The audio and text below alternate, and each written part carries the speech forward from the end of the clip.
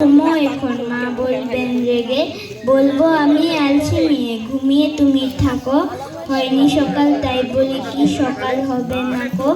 আমরা যদি না জাগি মা কেমনে সকাল হবে, তোমার ছেলে উঠবে গো মা রাত পোহাবে তবে।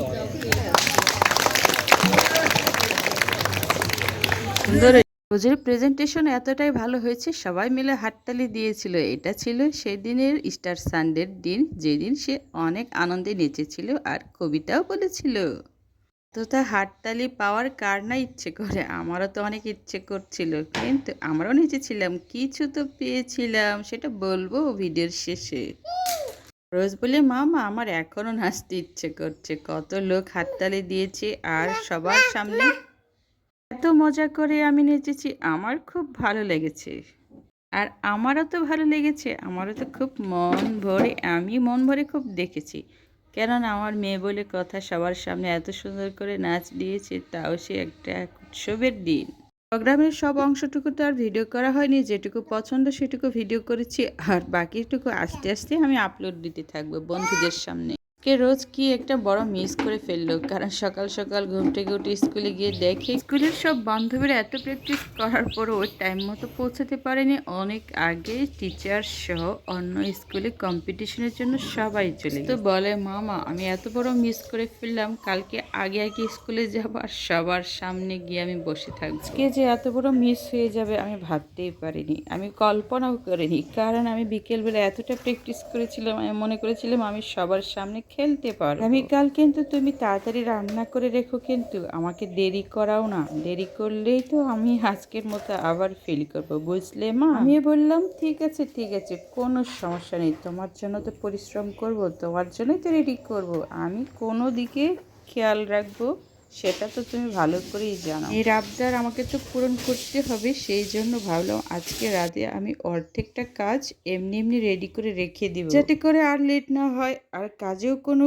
সমস্যা না হয়ে দাঁড়ায়। আমি সব কিছু আজকে থেকে রেডি করে রাখবো, আর আমি আমার কাজগুলো এগোবো অল্প অল্প করে। বাহিরে কদিন ঘুরতে গেলে না পরিবারের সবাই আনন্দ উল্লাস করি, কিন্তু বাসায় আসার পর হয়ে যায় বড্ড একটা ঝামেলা। আসলে ঝামেলাটা কি হয়, এতগুলো কাপড় চোপড়, তারপর ঘরের সম্পূর্ণ আনাচে কানাচে পরিষ্কার পরিচ্ছন্ন তো আছে, আমার আবার সবকিছু গুছিয়ে রাখতে না পারলে কোনোটাই ভালো লাগে না। সবকিছু গুছিয়ে রাখতে পারলে সৌন্দর্যের প্রশ্ন তো আসেই, সৌন্দর্য তো এমনি এমনি হবে না, পরিশ্রম করে তারপর না সৌন্দর্য বাড়বে। তারপরও আমার এই টুনটুনিদের আবদার তো আছে, ওদের আবদার মিটিয়ে তারপর সবকিছু কাজ। আবদার মেটানোর জন্য অবশ্যই আমাকে পরিশ্রম করতে হয়। আজকে আর এই ফাঁকা জায়গাগুলো ঝাড়ু দিয়ে পরিষ্কার করার মতো সময় হয়নি, কারণ এতটাই ব্যস্ত ছিলাম আর বাহিরেও গিয়েছিলাম, যেহেতু বাড়ির সবাই অসুস্থ। এই সময়টাতে কেউ যদি সুস্থ থাকে তাহলে সবকিছু সামলিয়ে ওঠা খুবই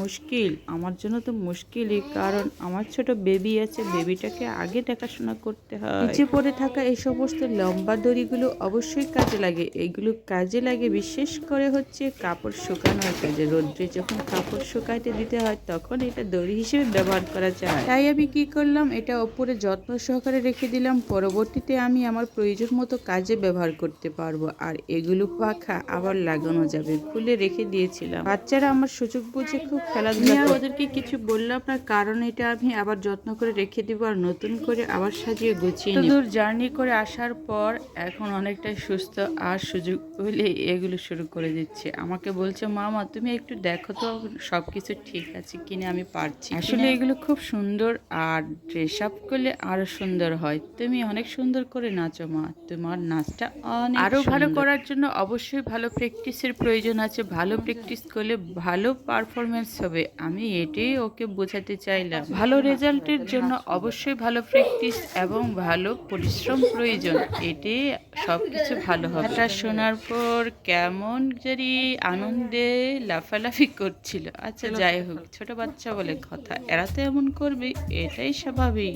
কদিনের পর জার্নি থেকে আসলে বাসায় এতগুলো কাপড় রোদ্রে দিতে হয়, এতগুলো কাপড় ধৌত করতে হয়, আসলে খুবই পরিশ্রমের কাজ। মাঝে মধ্যে অবশ্যই অন্য কারোর সাহায্য নিতে হয়, আর সেটা হচ্ছে রোজের বাবা। রোজের বাবা অনেক ভালো, আমাকে সব কাজে হেল্প করে। এগুলো দিয়েছিলেন আমার শাশুড়ি, খুব ভালোবেসে নয়, অনেকটাই রাগ করে দিয়েছি যে কোনোদিন আসো না, এতদিন পর পর আসো, এগুলো বাইরে গিয়ে মানে বাসায় গিয়ে বাচ্চাদের সাথে কিছু তৈরি করে খাও। এটাতে এত সুগন্ধি বের হচ্ছিল কারণ এখানে সুগন্ধি চালের গুঁড়ো দেওয়া হয়েছে, কারণ সুগন্ধি চালের গুঁড়োতে সুগন্ধি চালের সুগন্ধি বের হয়েছে। মা রেগে গিয়ে আজকে আমাকে এত বড় গিফট দিবে আমি বুঝতেই পারিনি। আসলে শাশুড়ি মাকে অনেক অনেক ধন্যবাদ, যদিও তিনি এই ভিডিও আমার দেখবেন না কারণ তার কাছে স্মার্টফোন। শাশুড়ি মার দৃষ্টিশক্তি এতটাই ভালো, অনেক দূর থেকে সে অনেক কিছু দেখতে পায়। বয়সেও সে নিজে নিজে অনেক কিছু করতে পারে, নিজে পরিশ্রম করে, নিজে কল চাপ দিয়ে পানি নিতে পারে, গোসল করতে পারে নিজে নিজে। এই চালের গুঁড়ি দিয়ে আমি অনেক কিছু করতে পারবো, বাচ্চাদের জন্য অনেক রুটি, পিঠা, বড়া, যেটাই হোক সব কিছু তৈরি করে দিতে পারবো। বাচ্চাদের প্রতিদিন সকালের নাস্তা, বিকালের নাস্তা কিছু না কিছু তৈরি করতে হয়। শাশুড়ি মা বলল যে তুমি এগুলো নিয়ে যাও আর ওদের জন্য ভালো কিছু তৈরি করে দিবে অবশ্যই। রোজের আবার সেই কথা, মা আজকে তো আমি অনেক বড় মিস করেছি, কালকে যেন আমার এই মিসটা কোনোভাবেই না হয়, তুমি আমাকে একটু হেল্পটা করো। বললাম অবশ্যই, আমি হেল্প না করলে কি তুমি যেতে পারবে? ওর সাথে কালকে আমাকে স্কুলে যেতেই হবে। এতে খুশিতে সে এতটাই খুশি। অনেক বাচ্চাদের এমন ছোট ছোট আনন্দগুলো দেখলে অবশ্যই প্রত্যেক বাবা মারই অনেক ভালো লাগে, আমারও তো অবশ্যই ভালো লাগে। বন্ধুরা, আমার সকাল সকাল আমি এতটাই কাজ করেছিলাম, অনেকগুলো কাজ করেছি, রান্না তো আছে, তারপর ঘর পরিষ্কার, আরও তো কাপড় ধোয়া, অনেক কিছু কাজ করার পরে অনেক কিছুই থেকে যায়। এই যে টেবিলগুলোতে এতগুলো পাউডার, তার মানে এই পাউডারটা হচ্ছে চালের গুঁড়োর পাউডার, এতগুলো বাচ্চারা খেলাধুলা করে। কি আর বলবো, আমারটা আর পরিষ্কার না দেখলে ভালো লাগে না, সবসময় তাই একটু আধটু করে কাজ করতেই থাকি, অল্প অল্প করে। টেবিলটা মুছে দিলাম, দেখি আরেকটা টেবিলের এই কি অবস্থা। এগুলো কাপড় দেখলে মনে হয় ময়লা কাপড়, কিন্তু এগুলো আমি যখন গোসল করতে যাই তখন সবকিছু পাউডার পানি দিয়ে ভালো করে ধুয়ে পরিষ্কার করে রোদ্রে দিয়ে শুকিয়ে রেখেছিলাম। আমি দেখলাম যে সব কিছুতে ওই এমন করে খেলাধুলা করেছে, পাউডারগুলো উড়ে উড়ে লেগে আছে সব। আসলে এগুলো দেখতে মোটেও ভালো লাগে না আর চোখের ভালো লাগে না, সেখানে মনের কি, সেটা তো অবশ্যই মন ভালো লাগে না দেখে তো সাথে সাথে পরিষ্কার করে নিচ্ছে। কিছু সাথে সাথে পরিষ্কার করে নেওয়ার মজাই আলাদা এবং সবকিছুতে পরিষ্কার থাকার আনন্দই আলাদা, সেটা একমাত্র যে থাকে সে ভালো। ধুলোবালুগুলো না মুছলে হয় কি দেখতে অসুন্দর আর সৌন্দর্যহীনতাই সবকিছুই হোক। আমার টুনটুনি আজকে অনেকটা সুস্থ, যার কারণে আমি ভয়েস ওভার দিয়ে ভিডিওটা করতে পারছি। সে অনেকটা দৌড়াদৌড়ি করে খেলাধুলা করছে, আমার অনেক মনটাই ভরে গেছে। আর মানে আমিও খুশিতে আত্মহারা, কারণ সে অনেকটাই সুস্থ আজকে। আসলে সত্যি কথা বলতে গেলে কি, বাচ্চারা সুস্থ হয়ে খেলাধুলা করলে মাদের মনটাই একমাত্র ভালো থাকে, আর সবদের যত্ন নেওয়ার পাশাপাশি নিজেরও যত্ন নিতে হয়, কারণ আমিও তো ওদের মতো সুন্দর থাকতে পছন্দ করি, সেটা কে বলবে। হয়তো ইচ্ছে করে ওদের মতো করে পরিষ্কার পরিচ্ছন্ন আর সুন্দর হয়ে নাদুস নুদুসে ঘুরে বেড়াতে। রোজ আমার এখন বিকেলবেলা আবারও ফুটবল খেলা প্র্যাকটিস করতে চলে গেছে বন্ধুদের সাথে। বললো মা আজকেও আমি বন্ধুদের সাথে প্র্যাকটিস করব ফুটবল খেলা। আমি বললাম ঠিক আছে যাও। এদিকে দেখলাম টেবিলটা খেলতে খেলতে কোথায় যে রেখে দিয়েছে ওদের আর খেয়াল নেই, যে যার মতো করে দৌড়ে বেড়াচ্ছে আর হাতের নাগালে যে জিনিস পাচ্ছে এমনি করে ফেলে রেখে দিই। কি আমি যাই দেখবো সেটাই পরিষ্কার করে রাখবো আর যত্ন সহকারে রাখবো, সেটাগুলোই হচ্ছে আসলে যাদের বাসায় এমন ছোট ছোট বাচ্চা আছে শুধু তারাই বোঝে যে প্রতি ক্ষণে ক্ষণে ঘরগুলো কেমন থাকে আর কত সুন্দর করে গুছিয়ে রাখতে হয়। শাশুড়ি মার দেওয়া উপহারটা আসলে খুবই ভালো, আর খুব ভালোবেসে আর রেগে যাই বলেন সেটা তো দিয়েছি, আমার বাচ্চাদের দিকে লক্ষ্য রেখে, আমার দিকে লক্ষ্য রেখে। মা যতদিন থাকবে ততদিন না এগুলো পাবো, আর না থাকলে কে বা দিবে বলেন, সেটাই তো আমার দুঃখের কথা।